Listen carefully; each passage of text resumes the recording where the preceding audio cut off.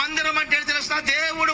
దేవుని ప్రజలు ప్రార్థన చేసుకునే స్థలం అంటారు.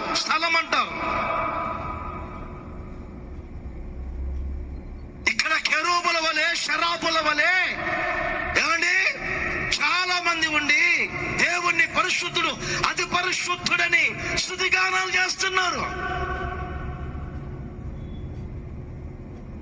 ఆ స్తుతిగానాల మీద ఆసీనుడై ఉండటానికి దేవుడు సాక్షాత్తు ఏమండి స్తుతి సింహాసనాసీనుడై ఆయన అక్కడ ప్రత్యక్షమయ్యారు. అంతేనా? ఆ స్తుతి ఆరాధన చేస్తూ పరిశుద్ధుడు, అతి పరిశుద్ధుడని కొనియాడుతున్న ఆ శరాపులు, కెరూబులు ఏ అనుభవంలో ఉన్నారు తెలుసా? బాగా వినండి.